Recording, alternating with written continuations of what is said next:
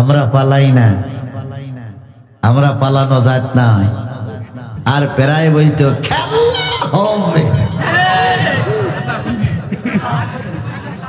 আমরা ছিলাম, আমরাই আছি, আমরাই থাকবো ইনশাআল্লাহ।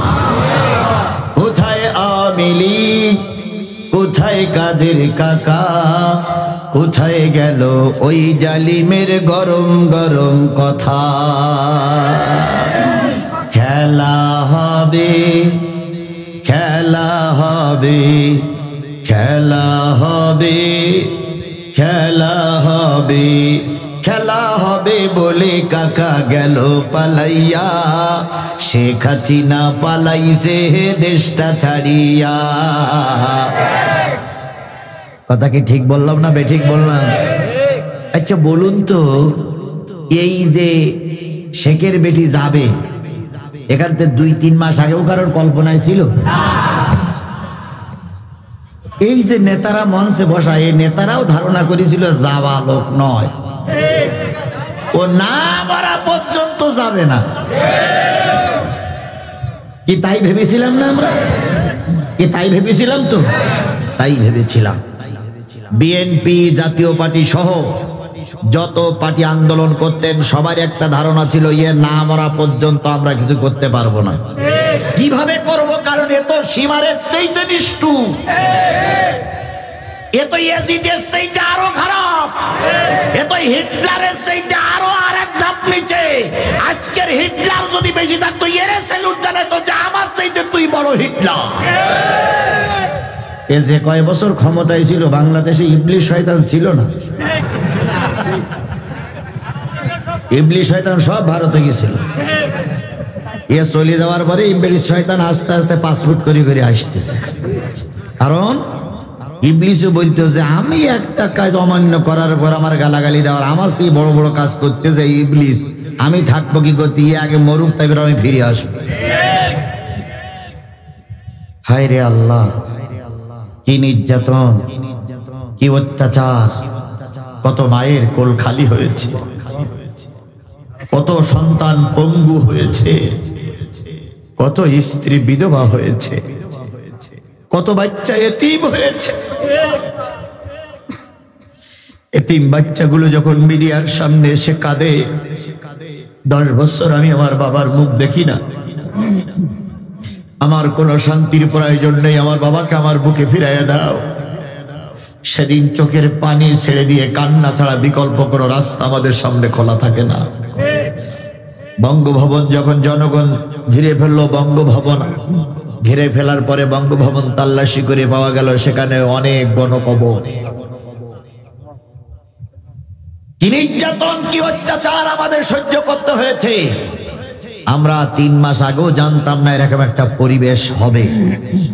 যে মালিক এই পরিবেশটা তৈরি করে দিলেন সেই মালিকের শুকরিয়া আসতে না জোরে? সবাই মিলে বলুন, সেই মালিকের শুকরিয়া আসতে না জোরে? তাহলে কারোর জবান বন্ধ থাকবে না, সকলে মিলে বলছি আলহামদুলিল্লাহ।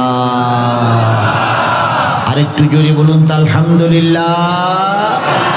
আল্লাহ বলতেছেন, কুল লাউ কানাল বাহরু মিদাদান লিকালিমাতি রাব্বি লানাফিদাল বাহরু ক্বাবলা আন তানফাদা কালিমাতু রাব্বি ওয়ালাউ জিইনা বিমিসলিহি মাদাদা।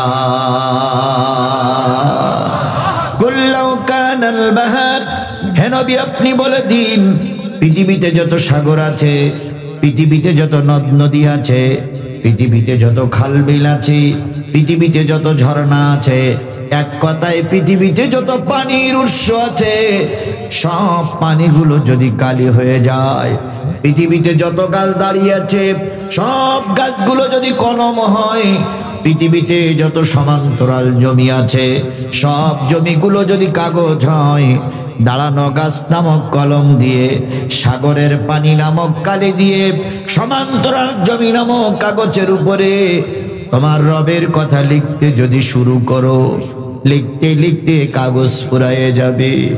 কলম ফুরায়ে যাবে, সাগরের পানি নামক কালি ফুরায়ে যাবে, আর একটা সাগরের পানিও যদি নিয়ে এসো সেটাও ফুরায়ে যাবে, তবু তোমার রবের কথা লিখে শেষ করা যাবে না। সেই রবের নাম কি? আরেকটু জোরে বলুন তো, সেই রবের নাম কি? সেই আল্লাহর শুকরিয়া। আবারও আলহামদুলিল্লাহ। কার শুকরিয়া আদায় করলাম? খুশি হলো কে? আর আলহামদুলিল্লাহ এই শব্দটা মেনে নিতে পারে না, গ্রহণ করতে পারে না, সহ্য করতে পারে না, সে কে? শয়তান কে এর ভিতরে আছে? আছে? ওই একটা দেখাইতে তো হুজুর, এই সেই শয়তান। তারপরে আপনারা বলতেছেন শয়তান আছে, তাহলে শয়তান সব জায়গায় আছে। আচ্ছা বলুন তো, মসজিদ গুলোয় কি শয়তান পাওয়া যায়? যায়? যায়? মসজিদও শয়তান যায়? কি করি না? দেখবেন ইমাম সাহেবরা দাঁড়িয়ে বলে কাতার সোজা করুন, মাঝখানে ফাঁক রাখলে শয়তান ঢুকবে। তাহলে হুজুররাও জানে শয়তানের ভিতরে ঢোকে, এখানেও শয়তান আছে। আজকে দেশ স্বাধীন হয়েছে বলে যারা এই স্বাধীনতার সুযোগ নিয়ে অনেক আকাম কুকাম করতেছে, এরা কি ভালো না শয়তান? শয়তান সব জায়গায় থাকে, এখানেও আছে। চেনার একটা আলামত বলি দেই, আলহামদুলিল্লাহ বললে খুশি হবে কে? আর আলহামদুলিল্লাহ বললে বেজার হবে কে? এবার ডাইনে বামে সামনে তাকাই আলহামদুলিল্লাহ বলবেন। যদি জবান না খোলে পিছন দিক থেকে বগলের তলায় দুখন হাত দিয়ে উঁচু করে বলবেন হুজুর মাল পাওয়া গেছে।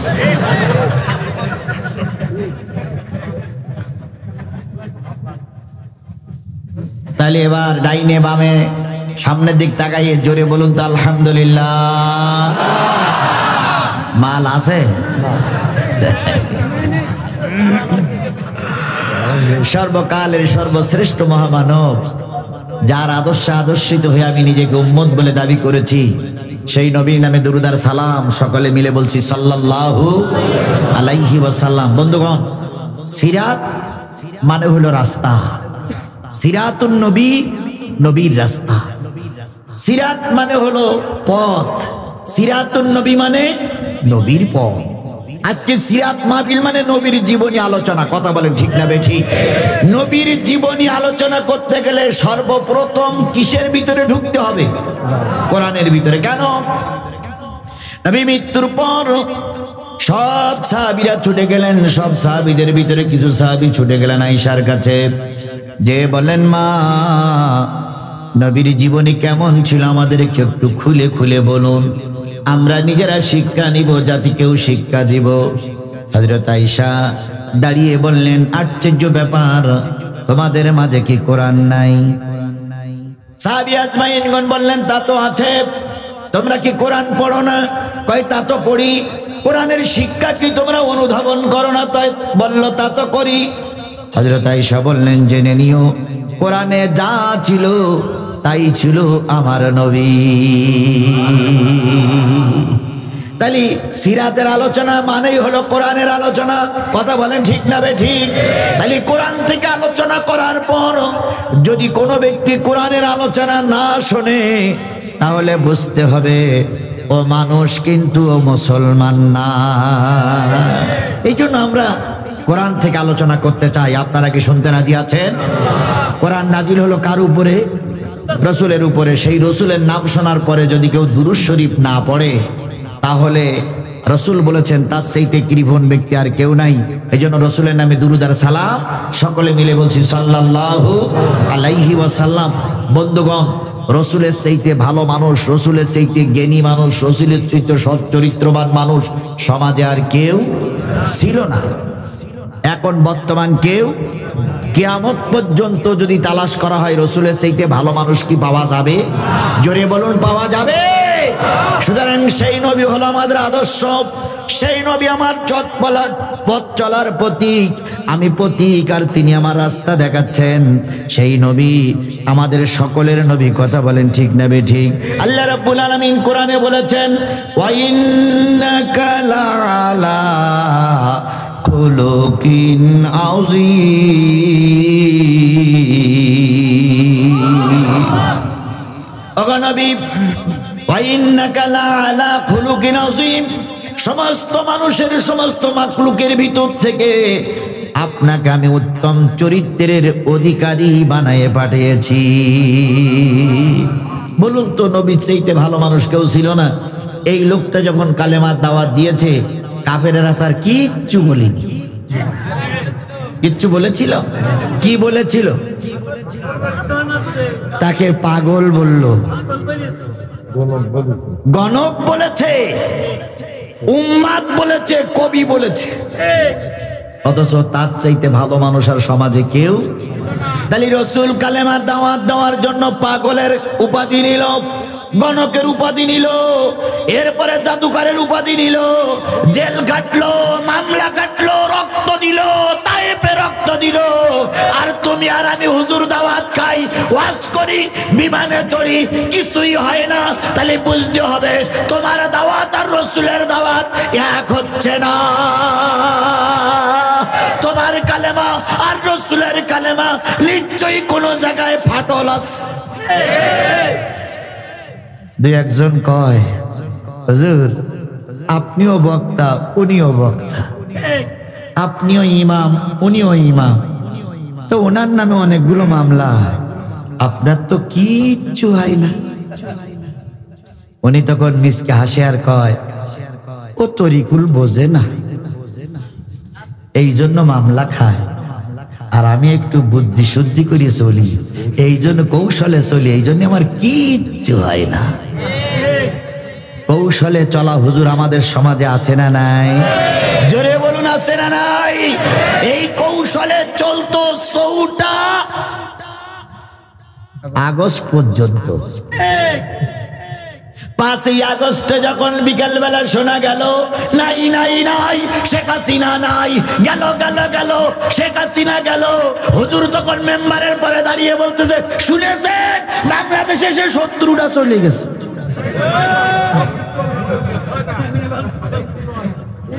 মুয়াজ্জিন সাহেব কয়, হুজুর কালকে রাত্রি পর্যন্ত বলেন, কিছু বলা যাবে না। তখন ইমাম সাহেব চুপ করো, কালকের ব্যাপারটা কালকে রেখে দাও। এরকম অবস্থা পাল্টানি হুজুর আমার সমাজে আছে না নাই? জোরে বলেন, আছে না নাই? বিশ্বাস করুন, আমাদের এই রাজনৈতিক নেতাদের প্রয়োজন ছিল না। যদি বাংলাদেশের 5 লক্ষ মসজিদ আর 5 লক্ষ মসজিদের ইমাম আর মুয়াজ্জিন আর ওরা যারা বিয়ে করেছে তাদের স্ত্রীগুলো এই 10-20 লক্ষ ইমাম, মুয়াজ্জিন এবং তার স্ত্রীরা যদি আল্লাহর কোরআন বুকে নিয়ে আল্লামা সাঈদীর মুক্তির জন্য রাস্তায় নামতো, খোদার কসম আল্লামা সাঈদীকে ওয়াকালে পুশ করে ওরা মারতে পারত না।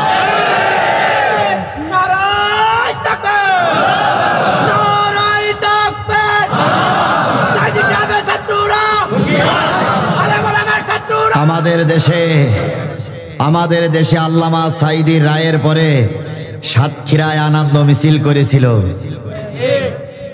এ মিষ্টি খেয়েছিল। এ হুজুরদের আমরা ভালো রকমই চিনি। কথা বলেন ঠিক না বেঠিক? আরো জোরে বলতে হবে ঠিক না বেঠিক? সুতরাং রসুলের চাইতে ভালো মানুষ কেউ ছিল না, তাকে জেল খাটতে হয়েছে। আর তুমি আমি রসুলের পক্ষে কথা বলবো আর জেলে যাব না, তা তো হতে পারে না। এই জন্য রসুলের পক্ষে কথা বললেই জেল হতে পারে, জুলুম হতে পারে, মামলা হতে পারে, হামলা হতে পারে। আমরা যারা ইমানদারের পক্ষে দাবিদার, আমরা ওই সমস্ত কোনো ভয় পাই না। এই জন্য আমরা রসুলের এই পরে নাজিল করা কোরআন থেকে আলোচনা শুনবো। সবাই কি রাজি আছে? আল্লাহ রাব্বুল আলামিন বলেন, ক্বালাল্লাযীনা কাফারু লা তাসমাউ লিহাযাল কুরআন। কাফেরেরা বলে এই কোরআন যেন তোমরা শোনো না। কারা বলে? আরো জোরে বলেন। এ জাতীয় কাফের আমাদের দেশে আগেও ছিল, এখনো আছে, এখনো আছে। আমি নাম বলবো না। কিছু কিছু লোক ইতিমধ্যে বক্তৃতা করতে শুরু করেছে, মৌলবাদীরা দেশ চালাক, এটা আমরা চাই না। আবার বলতে শুরু করেছে দেশ স্বাধীনের 50 বছরে 52 বছরের ভিতরে কোনো মৌলবাদ ক্ষমতায় আসেনি, আগামীতে কোনো মৌলবাদীদের ক্ষমতায় আসতে দেওয়া হবে না। এদের কথা আর শেখ হাসিনার কথা প্রায় সেম এক। কারণ শেখ হাসিনা বলেছিল জামাত ইসলামকে রাজনীতি করতে দেবে না, আর এরা বলতেছে একটু ঘুরুই ঘাড়াই মৌলবাদীদের রাজনীতি করতে দেবে না। তার মানে মৌলবাদীদের বলে এরা বাংলাদেশ জামাত ইসলামকে বুঝাতে চায়। এরা ভাসুরীর নাম ধরে না, কিন্তু ইশারা করে বলে। গ্রামের এক মহিলা ভাসুরীর নাম ধরে না, এখন ভাসুরীর নাম হলো ইমান আলী।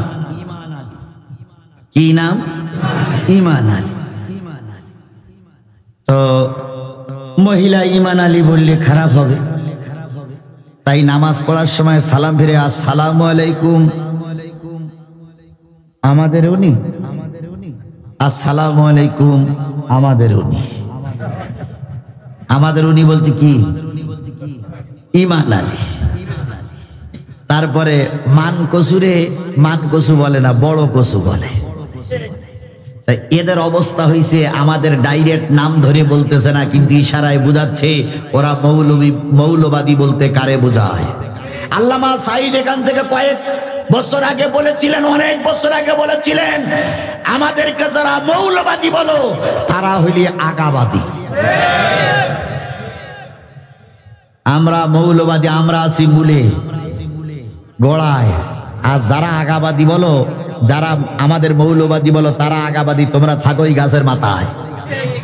বেশি বাড়াবাড়ি করলে 12 কোটি মানুষ ছিল তখন, 12 কোটি মৌলবাদীরা গাছের গোড়া ধরে নাড়া দেবে, লাপাই দিয়ে পড়বা মামুর বাড়ি, কিয়ামতের আগে আর আসতে পারবা না।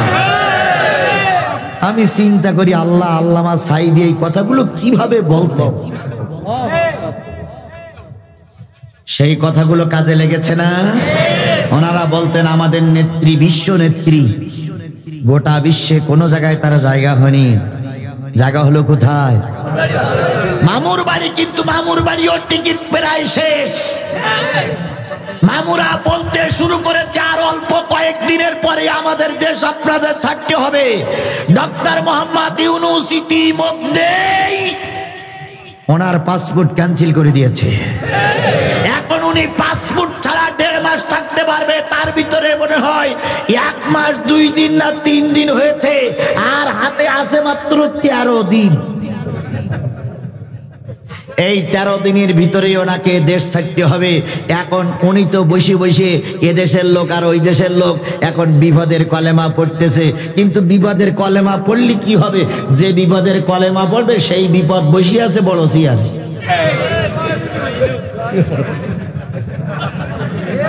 সেই বিপদ বড় চেয়ারে বসে আছে না? এই ভাই, বিপদে পড়লে আমরা কি পড়ি? দোয়া ইউনূস পড়ি না? এখন ফোরাতে দোয়া ইউনূস পড়বে, সে দোয়া ইউনূস তো বড় চেয়ারে বসে আছে।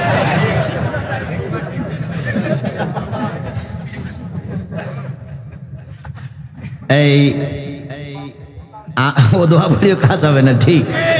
আমাদের এই কিছু কিছু ওলামা লীগের লোক ছিল তখন, এখনো আছে, তা মসজিদে আইসে কিছু সরকারি এমপি মন্ত্রীরা, তো তাদের মন সন্তুষ্টি করার জন্য উনি মোনাজাত করতেছে, রব্বানা আতিনা ফিদ দুনিয়া হাসিনা।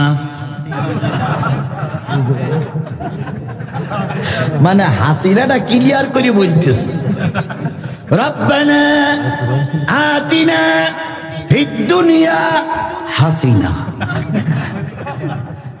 কি হাসিনা আছে তো কোরআনে?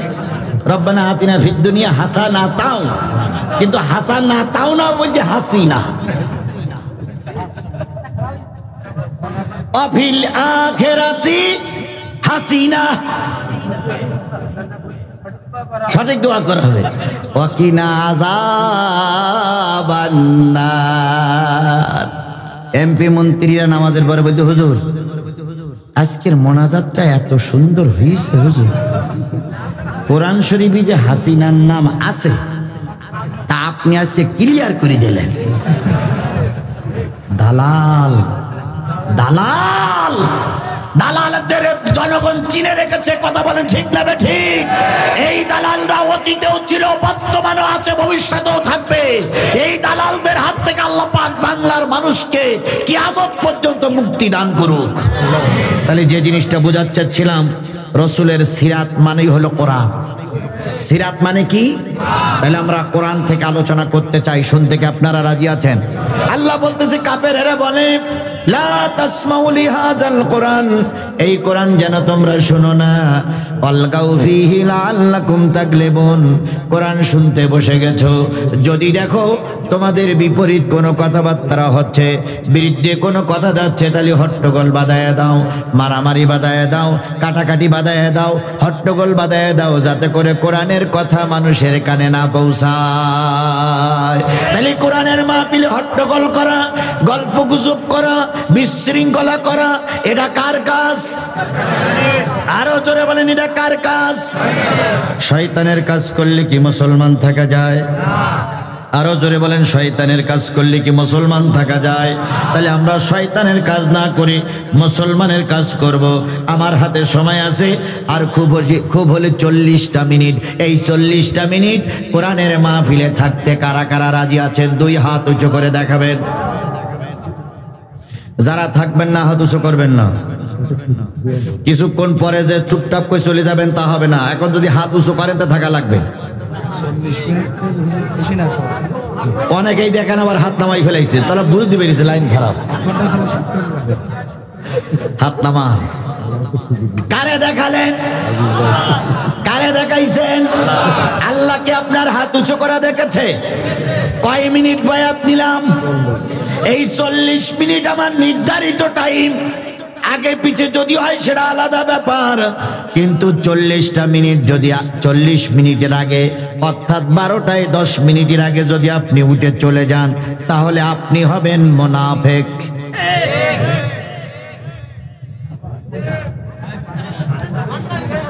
এবার কারা কারা যাবেন? এক চান্সে চলে যান। এবার আপনি বলুন। আমি ইতিমধ্যে প্রায় 35 মিনিট কথা বলেছি। 35 মিনিট আমার কথা হয়েছে, এখন আপনারা বুঝতেই পারেন না আমি শুরু করেছি কিনা। আর 40 মিনিট ওইভাবেই যাবে, আপনারা বুঝতে পারবেন না। শুধুমাত্র মতওয়াজ্জা হতে হবে কোরআনের দিকে। আল্লাহ অনেক দিন পরে একত্রিত করেছেন, কিছু গুরুত্বপূর্ণ আলোচনা আমাদের শোনার তৌফিক দান করেন। আমার ভাইরা, আপনারা জানেন যখন দেশে বিরাট অরাজকতা চলছিল, তখনও কিন্তু এলাকায় জিহাদির মাহফিল বন্ধ হয়নি। পালাই জাতি হয়েছে, তবু কথা কম বলিনি। একবার সেই প্রাইমারির সামনে না কোন জায়গায় মাহফিল করিলাম, হ্যাঁ, কাশেমপুর মাহফিল করে, বাবুলিয়া মাহফিল করে, কাশেমপুর মাহফিল করে শুনলাম মামুরা আসতেছে। তরিকুল বললাম তাড়াতাড়ি এক গোপন পথে বের কর। তরিকুল বলল ভাই এই পথে হেঁটে চলেন, আর ওই পথে মোটরসাইকেল আসুক। হেঁটে চলে ওই পাশ থেকে এই পাশে মোটরসাইকেল এসে পরে ওনারা এসে জিজ্ঞেস হুজুর কোন দিক গেল? কয় হুজুর আবল তাবল বলতে বলে হুজুর তাড়াতাড়ি নামাই দিছি, কোন দিক বলে গেছে আল্লাহই ভালো জানে। সেদিনও তো আমাদের কথা চলেছে, কথা বলেন ঠিক না বেঠিক? আর এখন তো সব আমাদের, এখন কথায় ছাড় হওয়ার কোনো সুযোগ নাই। সুতরাং আমরা কোরআন থেকে আলোচনা শুনতে চাই, রাজি আছি আমরা সবাই? আসুন, আমি সূরা মায়েদার একটা আয়াত পড়েছি, 67 নম্বর আয়াত।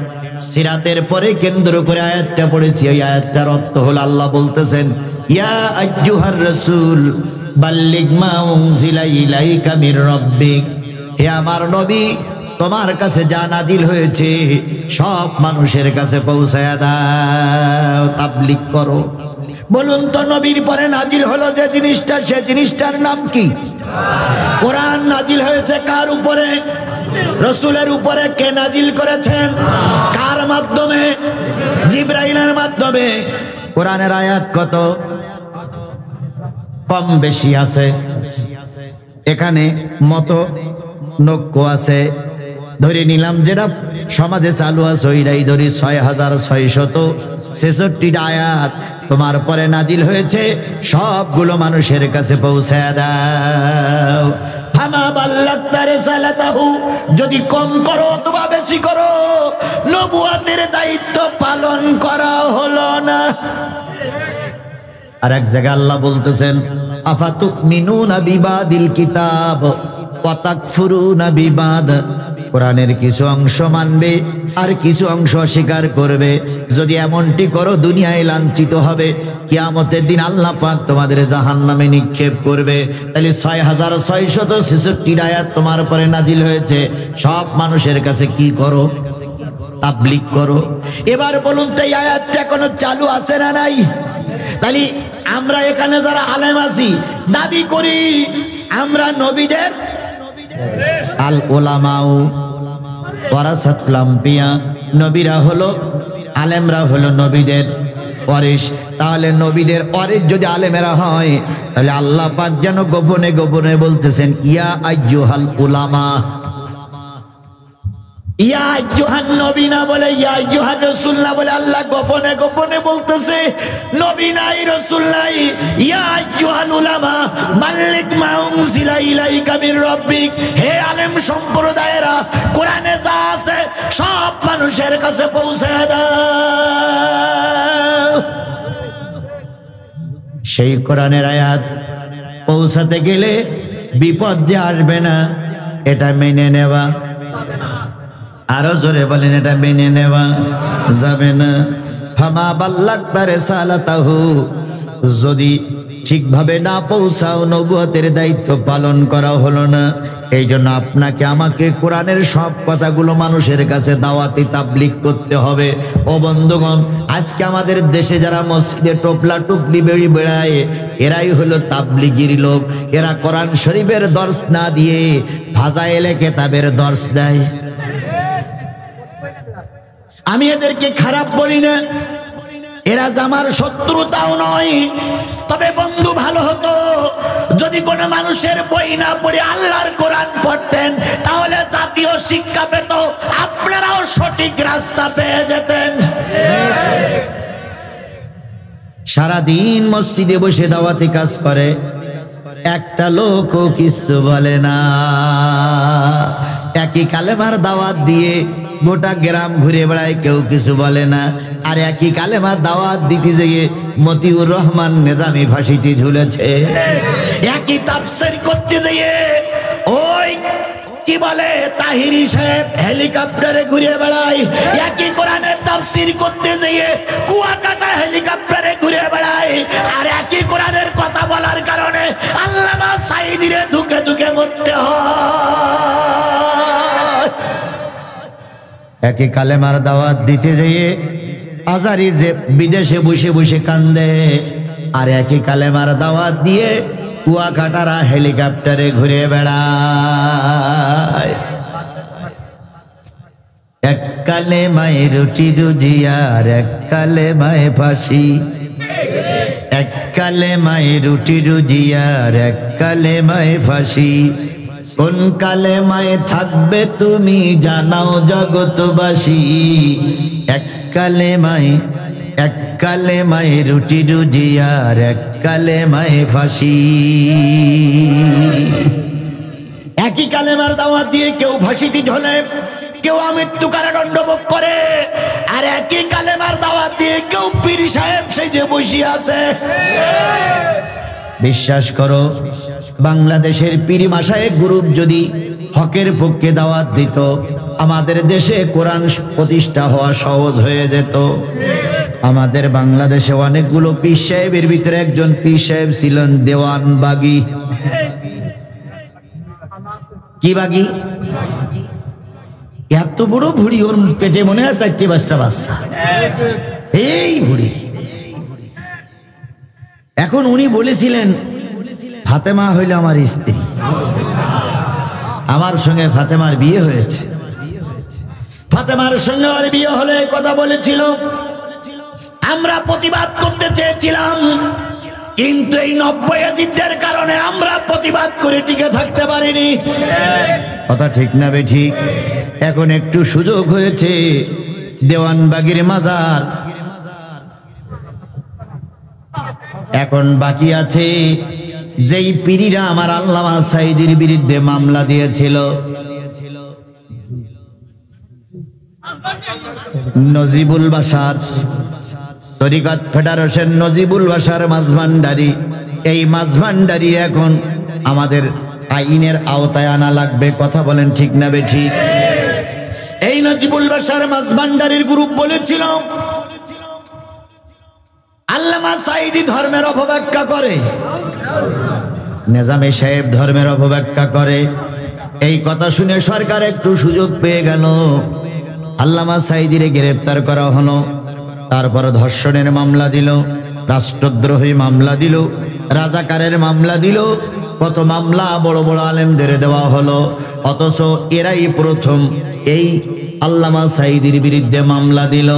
এদের একটা বক্তব্য আছে এরকম, মরণকালে ঢোলবাসি বাজাইও তরিকার ভাই, মরণকালে ঢোলবাসি বাজাইও, কালেমা কালাম ভাই কোনো কিছুর দরকার নাই, গরু ছাগলের গুণগীতি গাইও তরিকার ভাই, মরণকালে ঢোলবাসি বাজাইও। পানি গড়গড়াইয়া পড়তাছে, হে বাবা আমায় ডাকতাছে, আয় রে মানিক আমার বুকে আয়, বুকের ভিতর আছে প্রাণ, তার ভিতরে মেশিন গান, ভান্ডারি বাবা আমায় পাগল বানাইছে।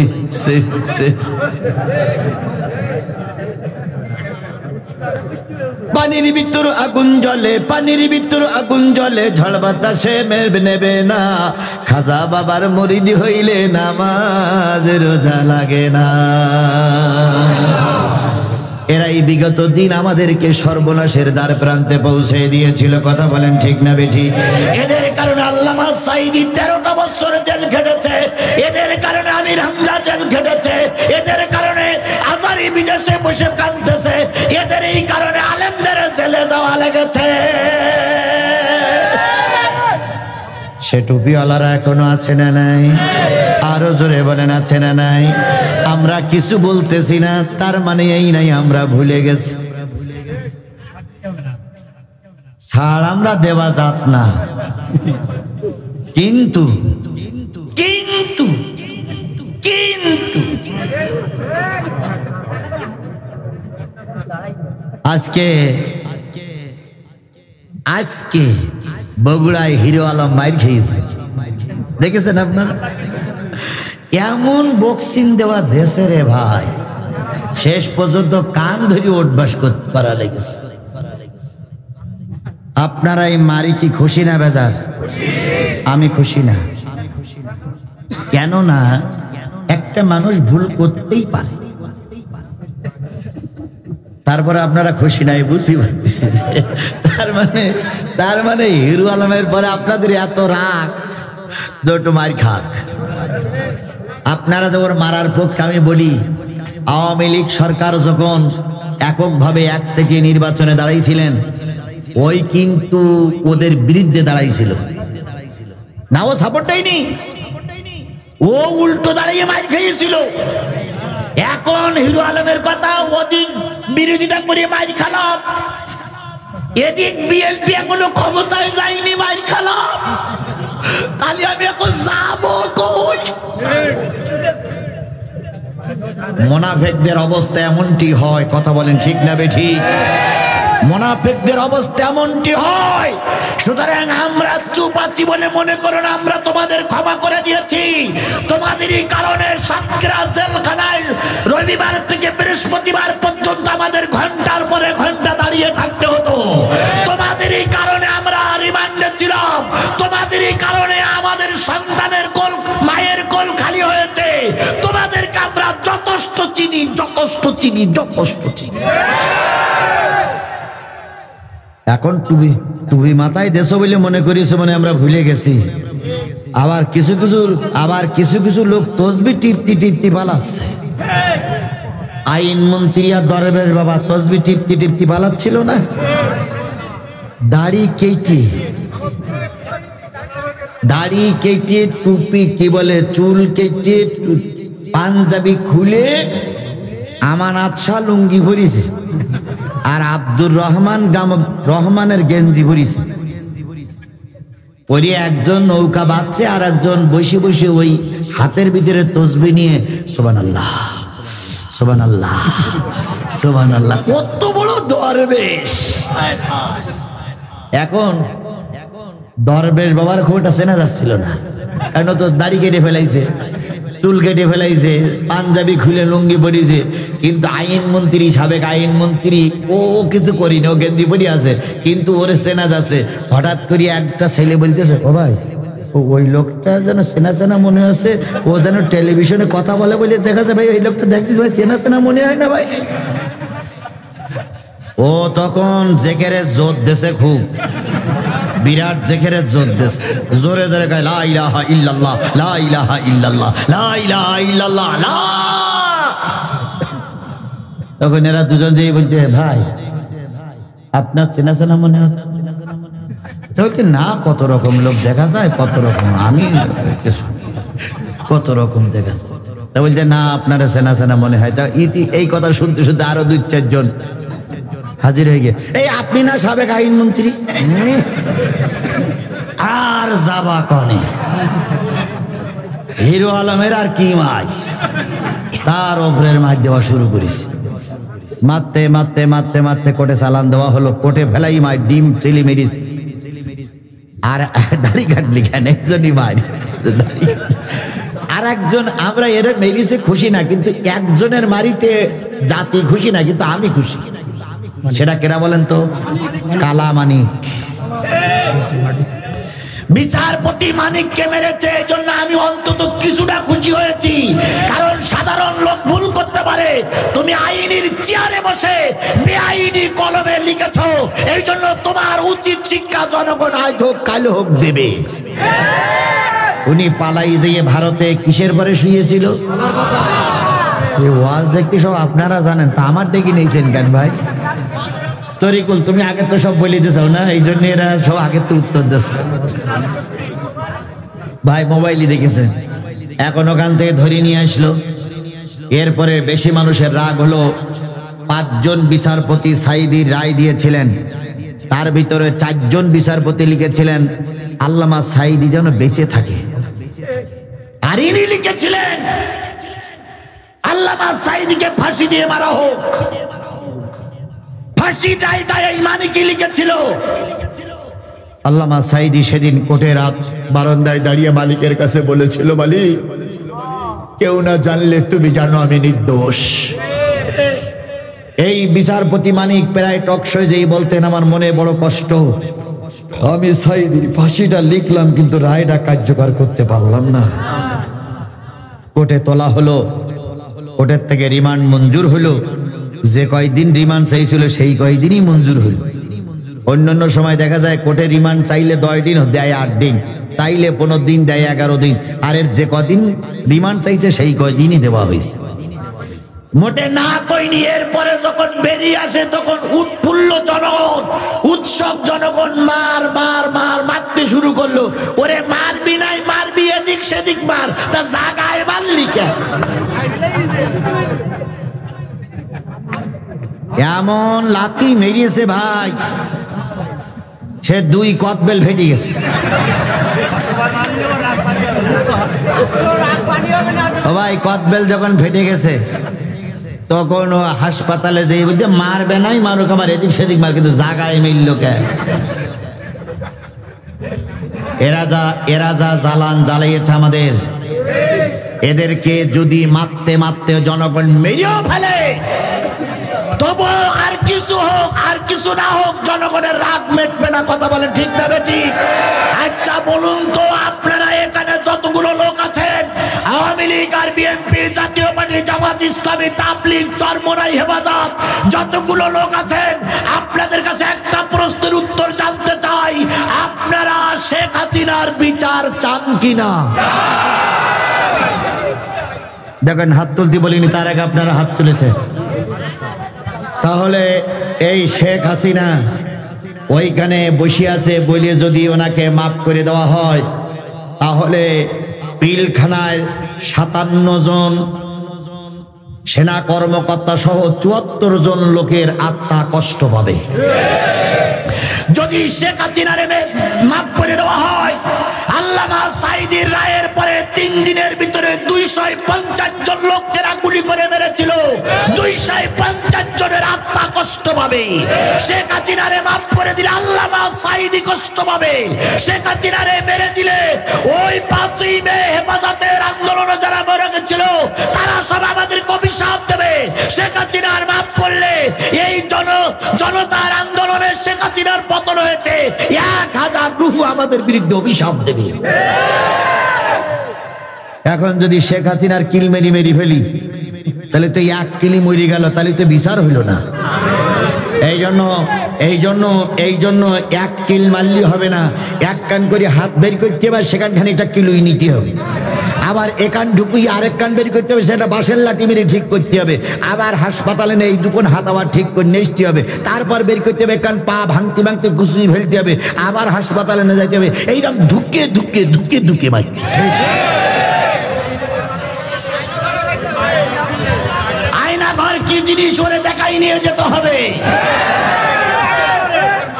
কি কায়দায় বলেছিল, ইউনুসকে পদ্মা সেতুর উপরে নিয়ে টুক করে ফেলে দেবে, দুবার চুবুতে হবে। হায় রে আল্লাহ, সেই দোয়া ইউনুস এখন চেয়ারে বসে আছে।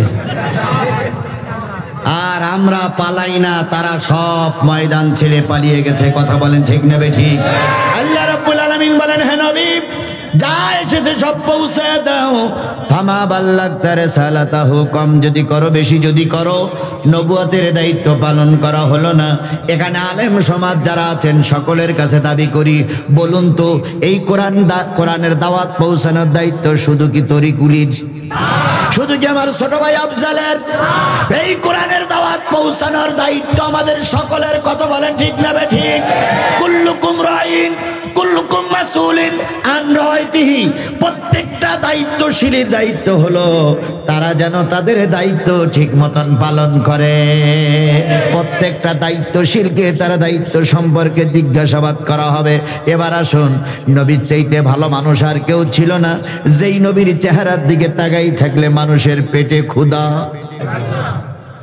মদিনার নারীরা বলেছে, আমাদের ঘরে যখন খাবার থাকতো না, আমরা যখন 2 শ্বাস 3 শ্বাস খাবার জোগাড় করতে পারতাম না, বাচ্চাগুলো যখন হাত ধরে কাঁদতো আম্মু খেতে দাও, বাচ্চাগুলো যখন গলা ধরে কিনতো মা খেতে দাও, আমরা বুদ্ধি করে নবীর মসজিদে বাচ্চাদের পাঠিয়ে দিতাম।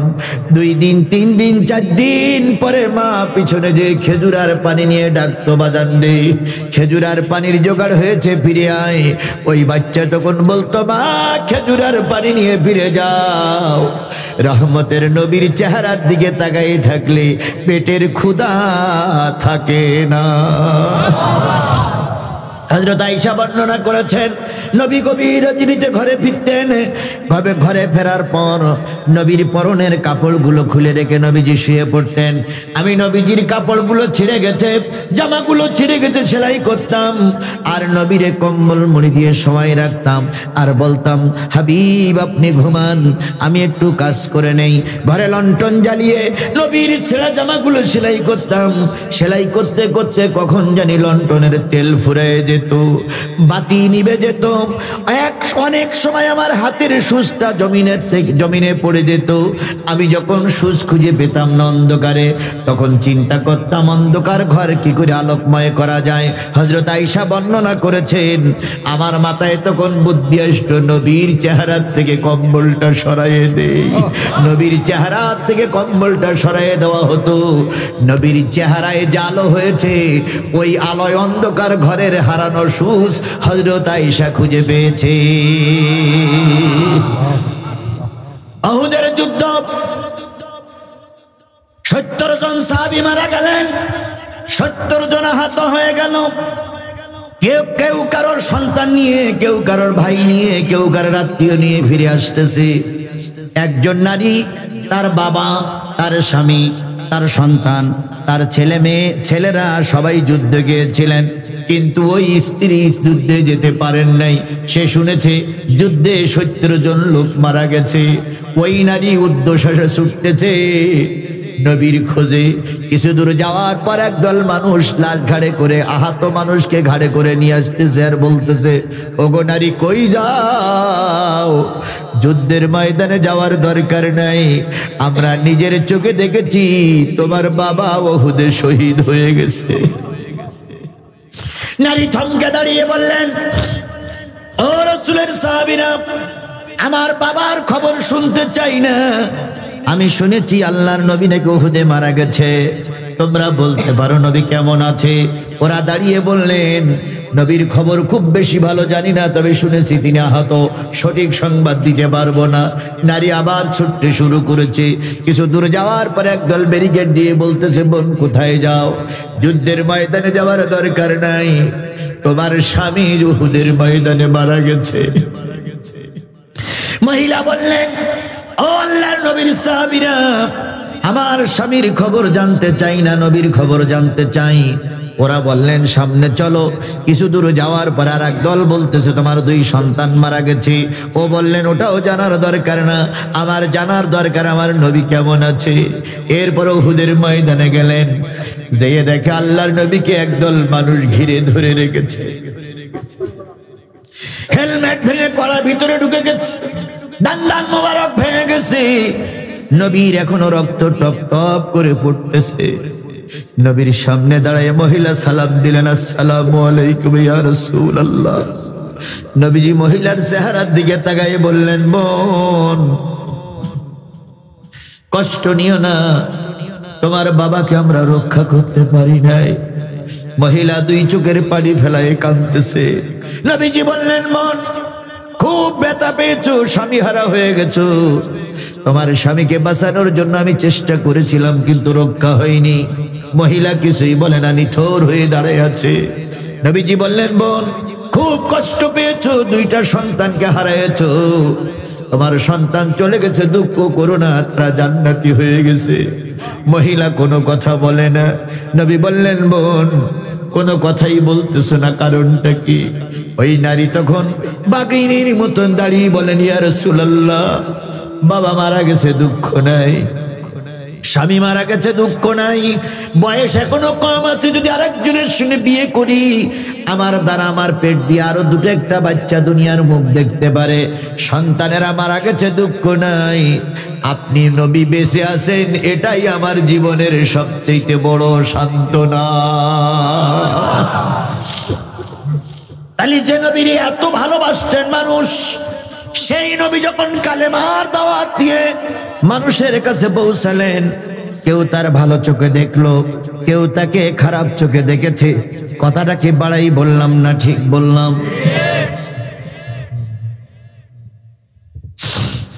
এই যে 2-1 উঠতেছেন, এরা মনে হয় হাত তোলেননি নাকি?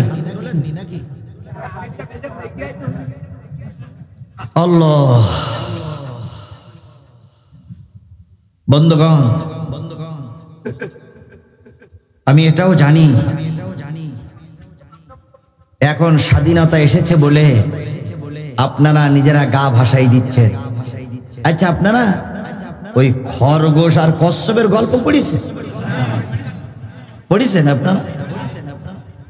আচ্ছা, তাই যদি পড়ি থাকেন, তাহলে এখন খরগোশের ভূমিকা পালন করবেন না কচ্ছপের ভূমিকা পালন করবেন? কচ্ছপের ভূমিকাই পালন করতে হবে। খরগোশ অনেকে যারা জানেন না, তাদের জন্য একটুখানি 1 মিনিট বলে মূল আলোচনায় যাচ্ছি। সেটা হলো, খরগোশ আর কচ্ছপ 2জন একই জায়গায় বসবাস করে। তো খরগোশের ভাষা হলো, আমার চাইতে তুই দৌড়তে পারিস না, আমার চাইতে তোর ক্ষমতা বেশি না, আমি এই এলাকার সবচেয়ে দ্রুতগামী প্রাণী। কচ্ছপ চুপ করে বসে বসে শোনে। একদিন বলতেছে, এই কচ্ছপ, এই কচ্ছপ, আমার সঙ্গে প্রতিযোগিতা করবি?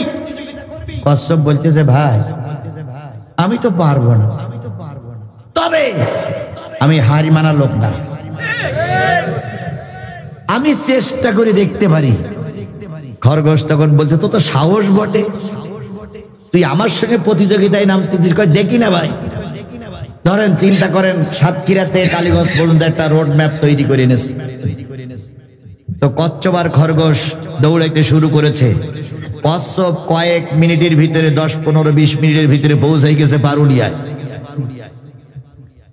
খরগোশ আর কচ্ছপ ওই 15 মিনিট দৌড়লি কোন পর্যন্ত যাবে? খুব যদি যায় ওই সবুর সাহেবের তেল পা, তাই না ভাই? এখন খরগোশ ওখান থেকে পিছন দিক তাকাই দেখে কোনো লাগালি পাওয়া যাচ্ছে না। খরগোশ তখন চিন্তা করতে এইটুক পড়তে এক্ষুনি যাবো, একটু ঘুমই নেই। তা খরগোশ এবার নাকে তেল দিয়ে ঘুমোচ্ছে।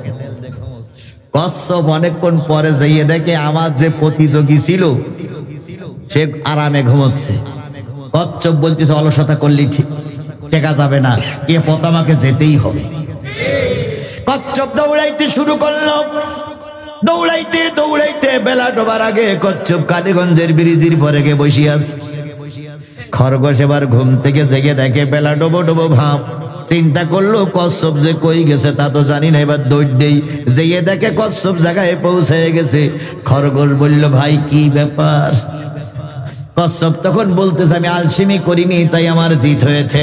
আজকে যারা জামাত ইসলামের নেতা কর্মী আছেন মনে করতেছেন বিজয় আমাদের সামনে এসে গেছে।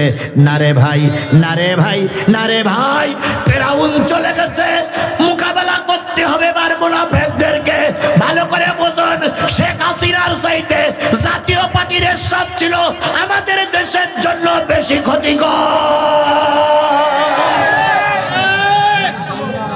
কথা ঠিক না বেঠিক? যদি এই জাতীয় বেঈমান এই 14-15 বছর এই শেখ হাসিনা সাপোর্ট না করতো, এই হাসিনার বাচ্চায় শেখের বেটি ক্ষমতায় থাকতে পারত না। এই জন্য মুনাফিক যদি আমরা তাড়াতে পারতাম তাহলে ফেরাউনের বাচ্চা আগেই চলে যেত। মুনাফিকদের সহযোগিতায় ওরা ক্ষমতায় ছিল। আজকে কাফেরেরা নাই, কিন্তু এই সমাজ মুনাফিকরা দখল করার চেষ্টা করছে। ইতিমধ্যে কেউ বা জমি জায়গা দখল করা শুরু করেছে, কেউ বা মারামারি শুরু করেছে, কাটাকাটি শুরু করেছে। কথা বলেন ঠিক না বেঠিক? এই জন্য আমাদের খরগোশের মতন শক্তি পাইছি বলে বসে থাকলে হবে না। কচ্ছপের মতন সবসময় চেষ্টা সাধনার পরেই থাকতে হবে। আমি যে জিনিসটা বোঝাতে চাচ্ছিলাম, নবী এত ভালো মানুষ, তারপরে যখন কালেমার দাওয়াত দেওয়া শুরু করলো, কেউ বা নবীরে গালিগালাজ করলো, কেউ বা তিরস্কার করলো, কেউ বা নবীর ঘর ছাড়া করলো। নবী এখন একা একা হয়ে গেছে। কেউ তার ডাইনে নাই, বামে নাই, পিছনে নাই, সামনে নাই, নবী একা একা। নবী এবার টার্গেট নিল, সবাই যখন ঘুমায়ে পড়বে রাতের অন্ধকারে তিনি দাওয়াতি কাজ করবে। বাংলাদেশ জামাত ইসলাম এবং ছাত্র শিবিরের এমনও সময় চলে গেছে, কি বলে, মাথায় হেলমেট পরে, মুখে ডাব পরে, তারপরে মানুষের দ্বারস্থ হওয়া লেগেছে। এরপরেও জালেমের বাচ্চারা দেখতে পেয়ে অনেক শিবিরের নেতা কর্মীরা মেরে আহত করেছে। কথা বলেন ঠিক না বেঠিক? আপনারা জানেন না, তরিকুল ভালোই জানে। অনেক মাহফিলে আমি মঞ্চে উঠে নামার সময় যে কোন কায়দায় নামতে হয়েছে সে স্মৃতি বলা যাবে না। অনেক সময় মঞ্চে উঠতে হয়েছে, রুমাল দিয়ে মুখ বাঁধতে হয়েছে, তারপরে মাস্ক পরতে হয়েছে, সাধারণ মানুষের কাতারে যেয়ে বসতে হয়েছে। এরপরে বক্তা বক্তৃতা করতেছে, পিছনে যেয়ে বসে আছি, সবাই চিন্তা করতেছে বক্তা আসবে, ওরা লাঠি সোটা নিয়ে দাঁড়াই আছে বক্তা যাতে না আসতে পারে। এরপরে বক্তার ঘোষণা হলো, মাথার কাপড় ফেলে টুপি পরে মঞ্চে উঠলাম। ওরা বুঝলো বক্তা আসলো কি করে। আবার যখন বেরিয়ে যাবার পালা, যখন বেরিয়ে যেতে হয়েছে, শিবিরের পোলাদেরকে বলেছি দুই পাশ ঠিক রাখো, পিছন ঠিক রাখো, সামনে কিছু করা লাগবে না। ওরা দুই পাশ কন্ট্রোল করেছে, দুই সিঁড়ি কন্ট্রোল করেছে, পিছনে আক্রমণ কন্ট্রোল করেছে। লাইটটা ক্ষণিকের জন্য নিভাই দেওয়া হয়েছে। আমি জনগণের কাতারে চলে গেছি, পুলিশ এসে খুঁজতেছিল, হুজুর গেল কই? তাহলে নবীর যে দশা, সেই দশায় এই বিগত 15টা বছর আলেমদেরকেও সহ্য করা লেগেছে, যারা দিনের সঠিক পথে ছিল। আর যারা যারা তেলতেলা হুজুর ছিল তাদের ভুঁড়ি শুধু লতাইছে। আমাদের দেশের এক হুজুর বলেছিল না, আপনি জান্নাতি মহিলা।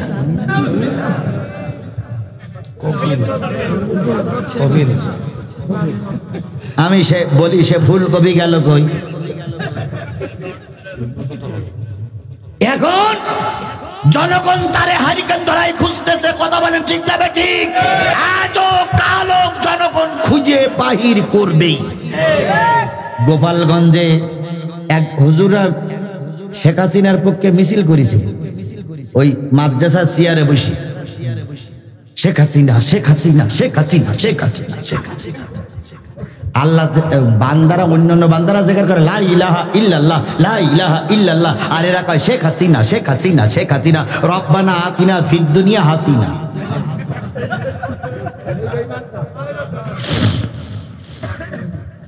এরকম পার্টি তখনও ছিল, এখনো আছে, কথা বলেন ঠিক না বেঠিক? অথচ এই পৃথিবীতে আল্লাহর নবী কালেমার দাওয়াত দিতে যেয়ে এত সংকীর্ণ পৃথিবী হয়ে গেছে। নবী দিনের বেলায় বাহির হতে পারতেন না, রাতের বেলায় বাহির হতেন। রাতের বেলায় খাদিজারে ডেকে বলতেন, খাদিজা দরজাটা খুলে বাইরে দেখো তো কোনো লোক আছে কিনা। খাদিজা বাইরে যেয়ে দেখতেন কোনো লোক নাই, নবীরে বের করে দিতেন। আল্লাহর নবী অন্ধকার রাত্রিতে আস্তে আস্তে করে গোপনে গোপনে দুই একজনের ঘরে যেয়ে নক করতেন। ঘরের দরজা খুলে দেখতেন মুহাম্মদ রাসূলুল্লাহ সাল্লাল্লাহু আলাইহি সাল্লাম। কেউ বা মুহাম্মদকে ঘরের ভিতরে ঢুকতে দিত, কেউ বা গলা ধাক্কা দিয়ে বের করে দিত, কেউ বা মাথায় আঘাত করে রক্ত বের করে দিত, কেউ কান ফাটিয়ে দিত, কেউ দাঁত ভেঙে দিত। নবী জাহাত নবী ঘরের ভিতরে দরজার সামনে এসে বলতেন, খাদিজা দরজা খুলে দাও, তোমার জাতি আমাকে আহত করে ঘরে ঢুকাইয়া দিয়েছে। আর এখন কিছু কিছু লোক বলে বাংলাদেশ জামাত ইসলামের নেতা কর্মী যদি এতই ভালো হয় ফাঁসিটি ঝুলল কেন? কি কি বলা লোক নেই, বলা লোক নেই, বলা লোক নেই। এইবার তাদের উত্তর দেই, আমরা তো বাংলাদেশের বুকে আমাদের নেতারা বাঘের বাচ্চার মতন ফাঁসিতে ঝুললো, আর তোমরা যদি এতই বৈধ দল হও তাহলে তোমাদের নেত্রী পালাইয়ে গেল কেন?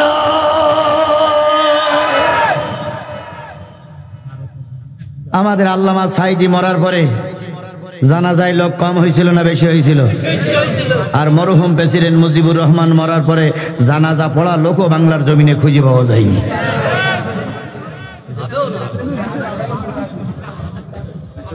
তোমরা আমাদের ঘর ছাড়া করেছো, আর জনগণ তোমাদের দেশ ছাড়া করেছে। তোমরা আমাদের বাংলার জমিনে জানাজা পড়তে বাধা দিয়েছো, আর আল্লাহ যদি রহমত থাকে বাংলার জমিনে তোমাদের কবর দেওয়ার জায়গা খুঁজে পাবা না।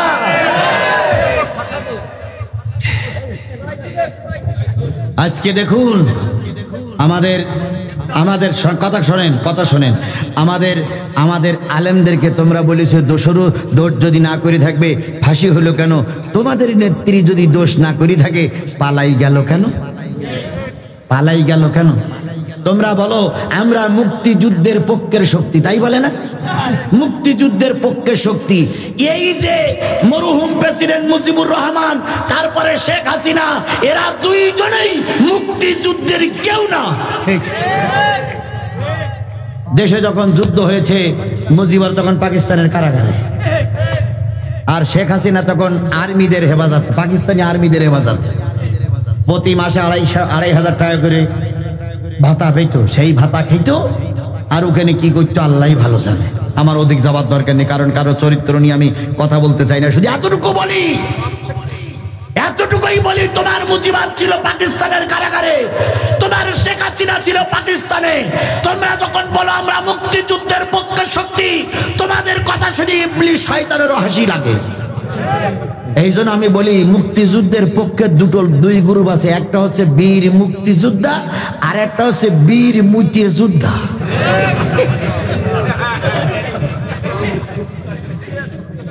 মুক্তিযোদ্ধার কয় গ্রুপ?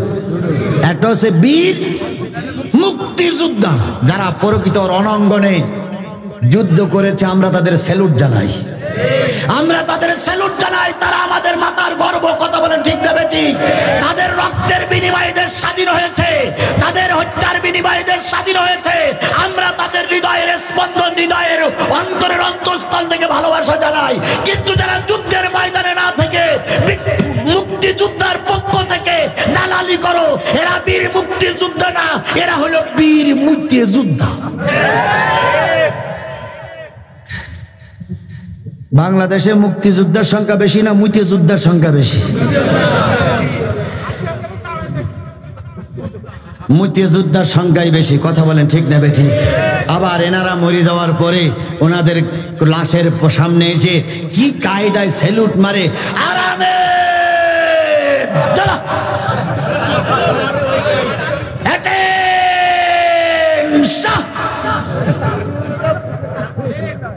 এমন কায়দা করে লাথি মারে, কবরের খাট পর্যন্ত লাফাই ওঠে, মরার খাট পর্যন্ত লাফাই ওঠে। ফেরেশতা এদের এই স্যালুট দেওয়া দেখে ডাকে আর বলে, তোদের স্যালুটির আর কতটুক জোর? আমরা প্রকৃত স্যালুট দেওয়ার জন্য অপেক্ষা করতেছি, তোরা কবরে রেখে 40 কদম হেঁকে মানুষ জাতি পারে এই সময়টুক দিবি, তারপরে কবরে স্যালুট কি করি আমরা দিতে হয়, আমরা আসতেছি স্যালুট দেওয়ার জন্য। আবার উল্টো বুঝেন না, যদি কোনো সাংবাদিক ভাই থাকেন উল্টো সংবাদ পরিবেশন করবেন না। আমি বীর মুক্তিযোদ্ধাদের কি জানাই, স্যালুট জানাই, সম্মান জানাই, কারণ সেদিন পাকিস্তানিদের বিরুদ্ধে বীর মুক্তিযোদ্ধারা না খেয়ে অনাহারে অদ্যহারে না পরে কষ্ট করে বীর মুক্তিযুদ্ধে অংশগ্রহণ করেছিল, আমরা তাদেরকে স্যালুট জানাই।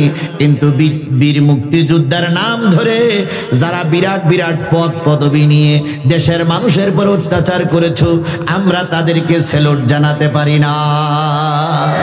এই যে কোটা আন্দোলনে ছাত্রছাত্রীরা আন্দোলন করলো, এই আন্দোলন নস্যাৎ করতে চেয়েছিল 3 ইঞ্চি হারুন কাকা। কয় ইঞ্চি?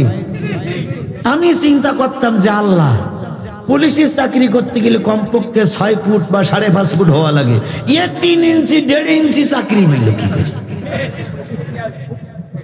পরে শোনা গেল উনি কোটায় চাকরি পেয়েছে।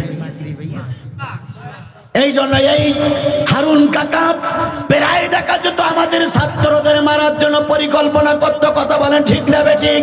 রাজনৈতিক দলের নেতাদের ডেকে নিয়ে বিরিয়ানি খাওয়াতো, আর সেগুলো ভিডিও ফুটেজ করে ছেড়ে দিত। জাতির সঙ্গে উপহাস করা হয়েছে, কিছু মানুষকে ক্ষমা করা যাবে না, তার ভিতরে 1.5 ইঞ্চি হারুনও ক্ষমা পাবে না।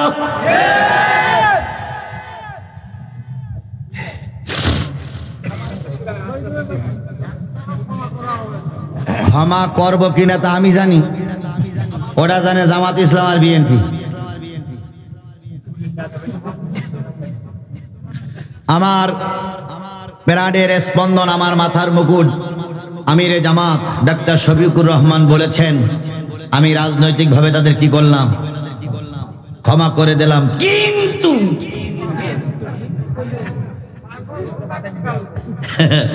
কিন্তু যারা সুনির্দিষ্ট অপরাধ করেছ, প্রমাণিত হয়েছে আমাদেরকে সন্তানদেরকে মেরেছ, তাদেরকে ক্ষমা করা হবে না। কিন্তু আচ্ছা আচ্ছা আচ্ছা আচ্ছা, হালকা সুযোগ দেবে, ইন্ডিয়া চলে যাবে। ইন্ডিয়া ওই শেখ হাসিনা বসে আছে না, এই মোদিরে জীবনে কোনোদিন মনে করবেন না একটা সুষ্ঠু মানুষ, একটা বেয়াদব, চরম বেয়াদব। এই মোদি যদি শেখ হাসিনার পক্ষে শেল্টার না দিত, এই শেখ হাসিনা এত বাড়াবাড়ি করতে পারতো না। আবার এই শেখ হাসিনার এখন শেল্টার দিয়েছ মোদি, তুমি ভালো করে শোনো, শেল্টার দিয়েছ তুমি ছোট বোন মনে করে। ও আত্মবা আমার দেশের কিছু সাংবাদিক লিখেছে আমাদের ম্যাডামের স্বামী নাই আর মোদির, ওটা আমি বলবো না, ওই দিকে আমি নাই গেলাম। শুধু এতটুকু বলে আপনি জায়গা দিয়েছেন, মানবতার দিক থেকে জায়গা দিতে পারেন, কিন্তু আপনার মঞ্চে বসিয়ে যখন শেখ হাসিনা বাংলাদেশের আওয়ামী লীগের পক্ষে বক্তৃতা করে, আমরা প্রথমবার ওয়ার্নিং দিয়েছি, যদি বন্ধ না করো তাহলে মনে রেখো ভারত তোমারও বিপদ অপেক্ষা করছে। ডাক্তার ইউনূস তো বলেই দিয়েছে, ডাক্তার ইউনূস তো বলেই দিয়েছে, ভারত আগে যা করেছো করেছো, এখন আর বেশি বাড়াবাড়ি করো না, তাহলে তোমার 7 সিস্টার ঠিক থাকবে না। ইতিমধ্যে একটা সুসংবাদ দেই, সেভেন সিস্টারের 60 কিলোমিটার এলাকা চায়নারা দখল করে নিয়েছে। চায়নারা দখল করেছে ওই 60 কিলোমিটার। তার মানে ওরা ঢোকা শুরু করেছে। এখনো যদি তওবা 3 লাখ করে পার্শ্ববর্তী রাষ্ট্রের দিকে খেয়াল না করো, তাহলে তোমার সেভেন সিস্টার যাবে। আল্লামা সাঈদী বলেছিল, তোমরা বাবরি মসজিদ ভেঙে গোটা পৃথিবীর 150 কোটি মানুষের মনে আঘাত দিয়েছ। তোমার ভারত একদিন বাবরি মসজিদের মতন ভেঙে খান খান হয়ে যাবে।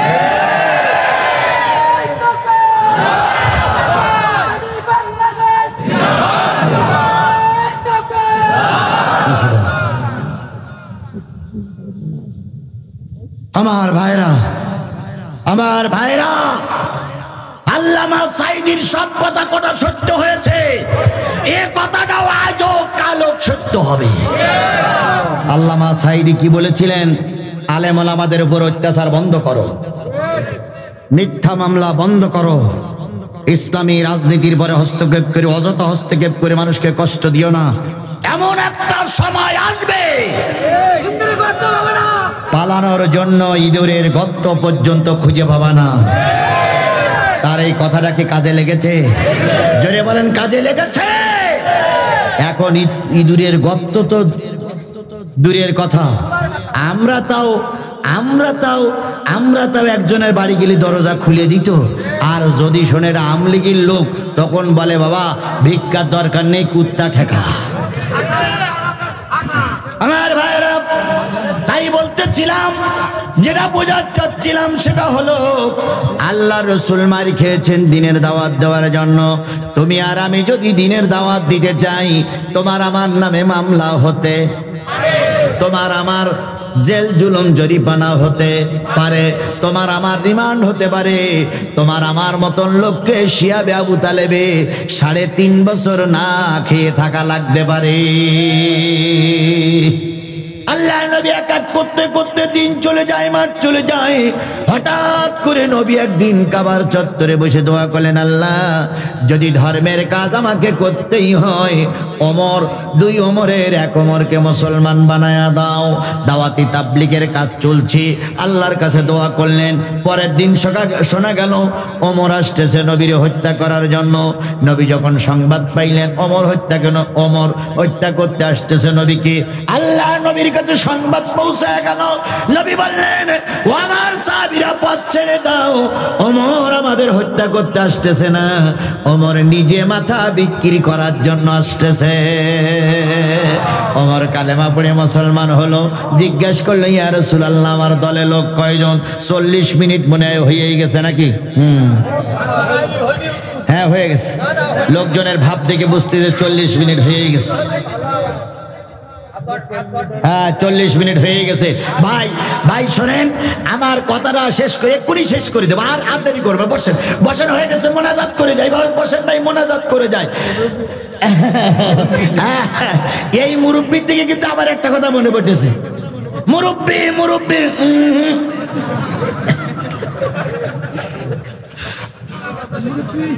জি, দোয়া করবো ইনশাল্লাহ। হ্যাঁ, কি বলতেছে ভাই? কি বললেন? ও 1 নম্বরের হোক আর 2 নম্বরের, আমি বেশিক্ষণ কথা বলবো না, এক্ষুনি শেষ হবে। বন্ধুগণ, যারা ওয়াজ শুনতে এসেছিলেন, দোয়া না করে ফিরে যাচ্ছেন, একবার আপনি একটুখানি 1 সেকেন্ড দাঁড়িয়ে কল্পনা করুন তো, আপনার আপনজন কি কবরে নেই? এই বিশাল জনতাকে নিয়ে আপনার বাবার জন্য একটু দোয়া করা হবে। আপনি সেই দোয়ার থেকে বঞ্চিত হয়ে গেলেন। আপনি বাপ মার জন্য ভালো কাজটুকু করলেন না। উনি হচ্ছে যাচ্ছে, উনিও মুসলমান, আমিও মুসলমান। কথা বলেন ঠিক না বেটি? উনি আমার ভাই, আমি ওনার ভাই। সুতরাং আমরা আর অল্পক্ষণের ভিতরে, আয়াতটা প্রায় শেষ হয়ে গেছে, অল্পক্ষণের ভিতরে আমরা দোয়া করব। দয়া করে শেষ দোয়া না করে আমরা যাব না ইনশাআল্লাহ। সকলে মিলে বলেন ইনশাআল্লাহ। কত রাত, কত সময়। ওই যে একজন ব্যক্তি বললেন যে হুজুর 12টা না বাজলে এমনি আমরা ঘুমাই না। তো আমরা সেই জন্য আর মাত্র কয়েকটা মিনিট, আমার আয়াত শেষ হয়ে গেছে, এখনই আমি দোয়ার দিকে যাব। শুধু এতটুকু বলি, ওমরের মতো লোক যখন কালেমা পড়ি মুসলমান হলো, ইসলামের শক্তি তখন বাড়লো না কমার দিকে গেল? হযরত ওমর চলে গেলেন, কাবার চত্বরে দাঁড়িয়ে বললেন, আবু জেহেল বেরিয়ে এসো, উতবা বেরিয়ে এসো, সাহেবা বেরিয়েছে, সবাই বাইর হলেন। মনে করলেন নতুন সংবাদ আসবে। এবার ওমর বললেন, আমি কালেমা পড়ি মুসলমান হয়েছি। আবু জেহেল বলল, সাহস কি? আমার সরকার আমি, দেশ আমার, পুলিশ আমার, র্যাব আমার, ক্ষমতা আমার, আর আমার সামনে দাঁড়িয়ে বলে আমি মুসলমান হয়ে গেছি। কিছু কিছু লোক ওমরকে মারার জন্য চেষ্টা করেছিলেন। আবু জেহেল বলেছে, যাস না, ও চোখ বড় হয়ে গেছে, ও তরবারি দিয়ে আঘাত করে সব কচু কাটা করে ফেলবে। শেখ হাসিনাও তাই মনে করেছিল। তৎকালীন আবু জেহেল ছিল পুরুষ, আর এখনকার এই যে চলে গেছে আবু জেহেল, এ হইল নারী আবু জেহেল। এ বলেছিল, এই পুলিশ, বিজিবি, র্যাব, পারবে না। এরপরে সাদ্দামের ডেকে বললো, বাপের বেটা সাদ্দাম, আওয়ামী লীগের ছাত্রলীগের নেতাকে ডেকে বললো, পারবা? তাই ম্যাডাম পারবো। এরপরে বলেছিল, আওয়ামী লীগ ছাত্রলীগ যদি রাস্তায় নামে, ফু দিয়ে অন্যান্য ছাত্রদের উড়াই দেওয়া হবে। সাদ্দাম হোসেন, আপনাকে ঢাকা বিশ্ববিদ্যালয়ের ক্যান্টিনে চা খাওয়ার জন্য আপনাকে দাওয়াত করা হলো, আপনি আসুন তো মধুর ক্যান্টিনে চা খাওয়ার জন্য। সব পালিয়ে গেছে। কথা বলেন ঠিক না বেঠিক? এই জন্য আল্লাহ পাক কখন কার কি করবে জানি না। নবীজির হাত এবার শক্তিশালী হলো, সেই দিন থেকে কালেমার দাওয়াত দেওয়া শুরু হলো। এবার কালেমার দাওয়াত ওপেনলি চললো, কাফেরেরা বসে থাকলো না। কাফেররা চিন্তা করলো, নবী যখন ওমর কালেমা পড়ে মুসলমান হয়েছে, এখন যখন তারা ক্ষমতার দ্বার প্রান্তে পৌঁছে গেছে, এখন এই নবীকে হত্যা করতে হবে, তার দলবলকে ধ্বংস করে দিতে হবে। তাই তারা একটা পরিকল্পনা নিল নবীরে মেরে দেওয়ার জন্য।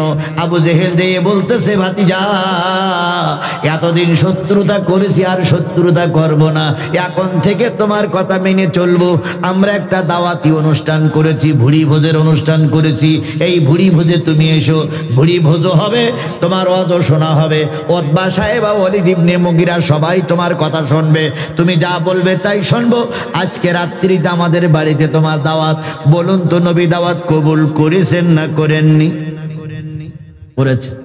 কারণ নবীরা আলেমের একটু সাদা সিধা প্রকৃতির হয়, একটু সাধারণ প্রকৃতির হয়, কোনো প্যাঁচ গোছ বোঝে না। সেরকম একজন আল্লাহর ওলি হলো বর্তমান জামাতের আমির সাহেব। উনি প্যাঁচ গোছ একটু কম বোঝে, একেবারে বোঝে না তা না, কিন্তু উনি একটু সরল সহজ মানুষ। কারোর কষ্ট লাগুক এরকম কথা উনি দেখেন না। তেরান দিতে গেছে, তো উনি এই তেরান শব্দটা ব্যবহার করতে চাচ্ছেন না। উনি বলতেছেন কি, হাদিয়াও না, উনি বলতেছেন আমরা আপনাদের জন্য ক্ষুদ্র একটু উপহার নিয়ে আসছি। এরপরে ব্যাখ্যা করে বলতেছে, উপহারটা কেমন? মেহমান যদি কারোর বাড়ি যায়, তাহলে যার বাড়ি মেহমান যায় তিনি খাওয়ার ব্যবস্থা করেন, থাকার ব্যবস্থা করেন, বসার ব্যবস্থা করেন। আর যারা যায় তারা খালি হাতে না দিয়ে কিছু মিষ্টি হাদিয়া নিয়ে যায়। এখন আপনাদের বাড়ির মেহমান আমরা এসেছি, তাই একটু হাদিয়া নিয়ে আসছি। এরপরে যখন হাদিয়াটুকু বিতরণ করতেছিলেন, তিনি তখন মিডিয়াদের বললেন, সকল মিডিয়া ক্ষণিকের জন্য বন্ধ রাখো। আমরা সাধারণ চাই 3 টাকা দান করতে, 5 টাকার পরিচয় গ্রহণ করতে। 3 টাকা দিয়ে 5 টাকার পরিচয় নিতে চাই। আর উনি জাতির জন্য রহমত, এই হাদিয়াটুকু দেবে, তাও মিডিয়া ওলাদের বলেছে বন্ধ করো মিডিয়া, আগে দিয়ে নেই। আল্লাহু আকবার। জাতির জন্য তিনি আমাদের জন্য রহমত। কথা বলেন ঠিক না বেঠিক? কেউ বলতেছেন বাংলাদেশের আমিরুল মুমিনিন, কেউ বলতেছে বাংলাদেশের রহমত, কেউ বলতেছে জাতির কর্ণধার, কেউ বলতেছে জাতির এখন মুক্তির জন্য একটা সুন্দর পরিবেশ তৈরি হয়েছে। আমি দুপুরবেলা দাওয়াত খেয়েছি কিছু আওয়ামী লীগের সুপরিচিত ভাইদের নিয়ে। উল্টো বুঝেন না বাপ, না, দাওয়াত খেয়েছি আওয়ামী লীগের কিছু সুপরিচিত বন্ধুদের নিয়ে, তারা একেবারে আমার নিকটতম আত্মীয়। এখন শোনেন, দাওয়াত খাতে যেই বলতেছে ভাই অমুক জায়গার হিন্দুরা বলেছে যে ওরা আর আমলিক করবে না।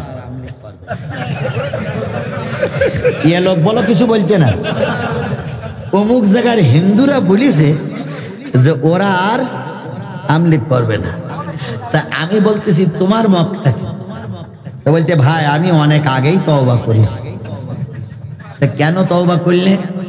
তখন বলতেছে ভাই আমরা যা দেখলাম আওয়ামী লীগ ছিল একটা জঙ্গি সংগঠন, সন্ত্রাসী সংগঠন। আমি তার একজন কর্মী, আমি অস্বীকার করি না, কিন্তু এখন চিন্তা করছি ওই জঙ্গি চলে গেছে, আর এক জঙ্গি ক্ষমতায় যাওয়ার জন্য মাথা উঁচু করতেছে। ওই জঙ্গি যত রক্ত ঝরাইছে এই জঙ্গিরা যদি ক্ষমতায় যায় তাহলে এরকম রক্ত ঝরাবে। এই রক্ত কাটাকাটি বন্ধ করতে গেলে একমাত্র বাংলাদেশ জামাত ইসলাম ছাড়া এই দেশে রক্ত খুনোখুনি বন্ধ করার বিকল্প রাস্তা না।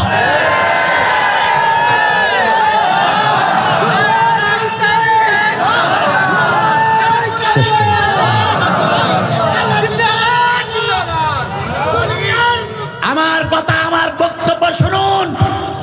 এই কথাটা কি সঠিক বলেছে না বেঠিক বলেছে? 100% সত্য। কারণ সব পার্টির দেখা শেষ, আলেম ওলামা বাংলাদেশ সব পার্টির দেখা শেষ। জোরে বলেন সব পার্টির দেখা শেষ, সব পার্টির দেখা শেষ। জামাত ইসলামীর বাংলাদেশ। এখন গোটা দেশের 18 কোটি মানুষের বক্তব্য হলো জাতীয় সঙ্গীত পরিবর্তন করতে হবে। আমার সোনার বাংলা আমি তোমায় ভালোবাসি, এটা আমাদের মুসলমানদের সঙ্গীত হতে পারে না। এই জন্য এখন বাংলাদেশের জাতীয় সঙ্গীত হোক অনন্ত সীম প্রেমময় তুমি বেচার দিনের স্বামী, যত গুণগান হে চিরমোহন।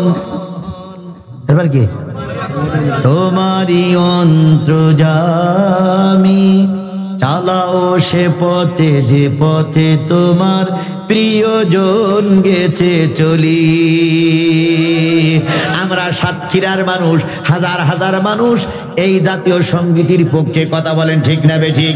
তাহলে এখানে ভোট নেব আজকে কালকে মিডিয়ার মাধ্যমে গোটা বিশ্ব জেনে যাবে আমরা বর্তমান জাতীয় সঙ্গীত চাই না।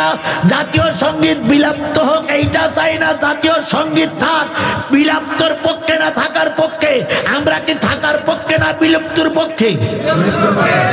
কারা কারা বিলুপ্তির পক্ষে একটু হাত তোলেন। মিডিয়াতে একটু ভিডিও তুলে রাখো, মিডিয়া একটু ফটো তুলে রাখো যে আমরা বর্তমান জাতীয় সঙ্গীত চাই না। বর্তমান এই জাতীয় সঙ্গীত এরা রবীন্দ্রনাথ ঠাকুরের লেখা, এই জাতীয় সঙ্গীত বাংলার মুসলমানরা চায় না। কথা বলে ঠিক না বেঠিক? কারা কারা চান না তুই হাত উঁচু করে দেখান। এই সঙ্গীত আমরা চাই না, এই সঙ্গীত আমরা চাই না, এই সঙ্গীত আমরা চাই না। আমরা চাই দেশত্ববোধক সঙ্গীত, কোরআন হাদিস মাফিক চলবে, এই সঙ্গীত চাই। কথা বলেন ঠিক না বেঠিক? আমরা জাতিকে থেকে বুঝাই দিতে চাই এই সঙ্গীতের আমরা বিরুদ্ধে। কথা বলেন ঠিক না বেঠিক? আল্লাহ রব্বুল আলামিন আমাদের সবাইকে সহি বুঝ দান করুক। আরো জোরে বলেন আমিন, আরো জোরে আমিন, আরো জোরে আমিন। আমি বুঝাতে চাচ্ছিলাম নবী রাসূলগণ একটু সহজ সরলের মানুষ হয়।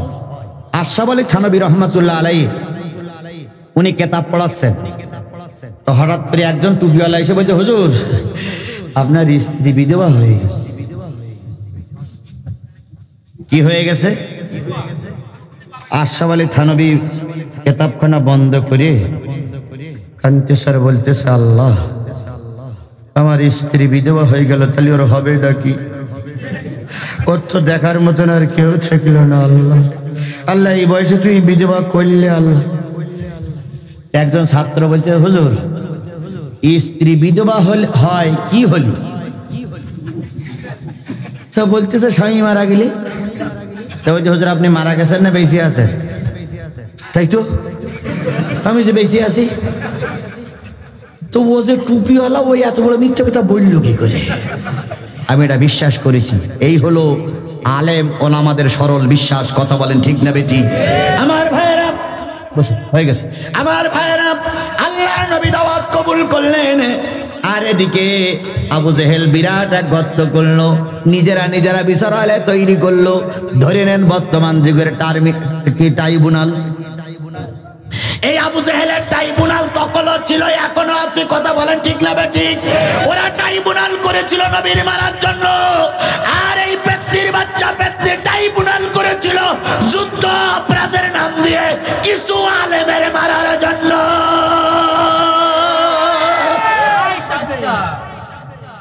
এখন ট্রাইব্যুনাল আছে না নাই? কিন্তু ট্রাইব্যুনাল যারা বানাইছিল তারা নাই। বলুন তো, নবীরে মারার জন্য ট্রাইব্যুনাল করেছিল, নবীকে মারতে পেরেছিল? শেষ পর্যন্ত আবু জেহেল ওই ট্রাইব্যুনালের ভিতরেই পড়েছিল। আজকে তোমরা যারা ট্রাইব্যুনাল করেছিলে, আমি এখান থেকে 10 বছর আগের বক্তৃতায় বলেছিলাম, 6 বছর আগের বক্তৃতা করেছিলাম, শেখ হাসিনা আপনি যেন ট্রাইব্যুনাল বন্ধ করে দেন না, কারণ ওই ট্রাইব্যুনালে আপনার বিচার হবে। ওই ট্রাইব্যুনালে সাবেক কামরুজ্জামানও কোন মন্ত্রী ছিল? আইন মন্ত্রী কামরুল ইসলাম, এর বিচার হবে। এভাবে করে অনেক লোকের বিচার হবে। ট্রাইব্যুনালে এখন কিন্তু আছে, প্রসিকিউটর যিনি হয়েছেন তিনি ইসলামী দলের একজন নেতা, এবং এই ট্রাইব্যুনালে ওদের বিচার ইতিমধ্যে শুরু হয়ে গেছে। এরপর আল্লাহর শেষ কথাটা এটা হলো আল্লাহ বললেন, ইয়া আইয়ুহার রাসূল বাল্লিগ মা উনজিলা ইলাইকা মির রাব্বিক ওয়া ইল্লাম তাফআল ফামা বাল্লাগতা রিসালাতাহু ওয়াল্লাহু ইয়াসিমুকা মিনান নাস। মানুষের মুখাপেক্ষী আপনি হবেন না, কাফেরদের আল্লাহ হেদায়েত দেয় না। সুতরাং যারা কাফের সম্প্রদায় লোক হয় তারা হেদায়েত পায় না।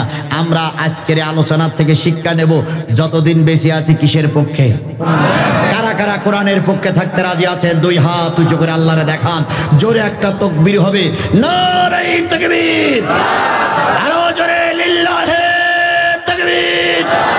আল কোরআনের আলম, তোমার নেতা আমার নেতা, দুনিয়ার মুসলিম, লিল্লাহি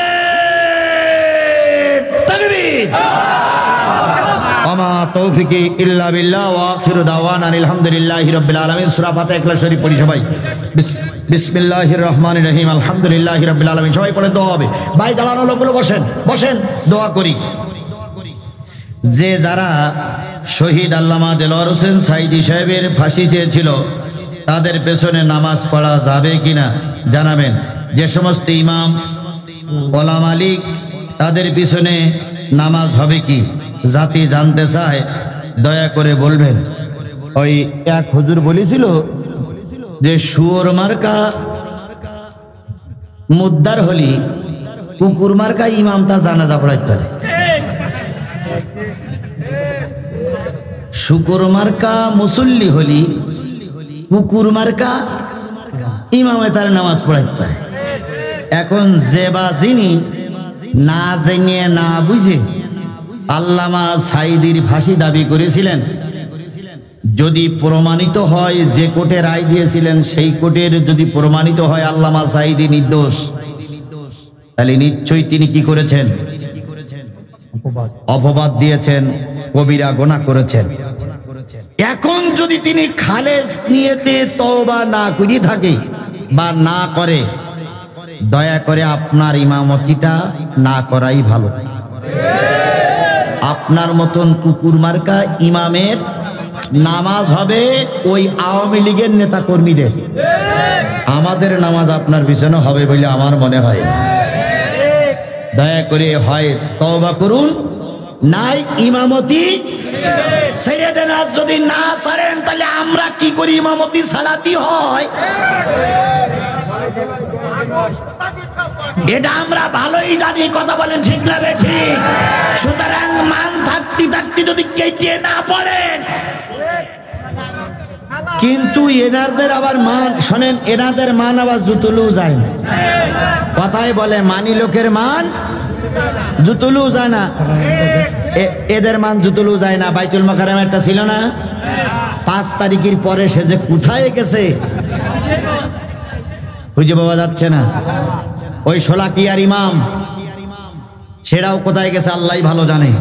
সুতরাং জাতিকে আল্লাহ পাক সহি বুঝদান করুক। আবারও বেঁচে থাকলে কথা হবে ইনশাআল্লাহ। আমি আপনাদের কাছে দোয়া চাই।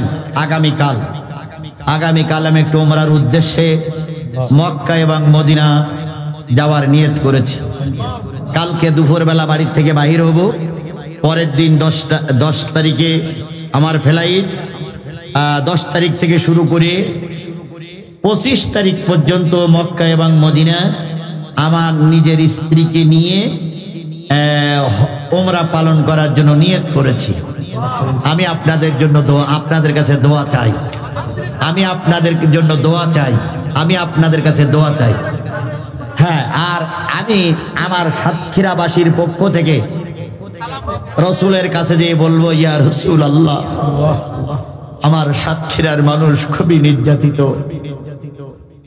সাতক্ষীরার মানুষগুলো খুবই অত্যাচারিত, তবু আপনার পথ থেকে ওরা দূরে সরে যায়নি। দয়া করে আমার সাতক্ষীরার মানুষের পক্ষ থেকে সালামটুকু আপনি গ্রহণ করুন। কারণ একথা কেন বলছি, আমি যখন জুমার খতিবে বলেছি তখন জুমায় আমাকে বলেছে, হুজুর আমাদের সালাম পৌঁছাই দেবেন। গতকালকে জোহরে, আজকে যে জোহর চলে গেছে, এই জোহরে আমি আমার এলাকার মুসল্লিদের বলেছি, ওনারাও বলেছে হুজুর আমাদের সালাম পৌঁছাই দেবেন। বহু শুভাকাঙ্ক্ষী হিতাকাঙ্ক্ষী আছে আমার দেশে এবং বিদেশে, তারাও বলতেছে আমাদের সালাম পৌঁছাই দেবেন। এই জন্য রসুলের কাছে সালাম পৌঁছাই দেওয়া হবে ইনশাআল্লাহ। আপনারা দোয়া করবেন আল্লাহ যেন সুস্থ অবস্থায় আমাকে মক্কা মদিনা সহ ওমরার যাবতীয় কাজ সম্পূর্ণ করে আবার ঈমানের সঙ্গে আমলের সঙ্গে আবার ফিরে আসতে পারি।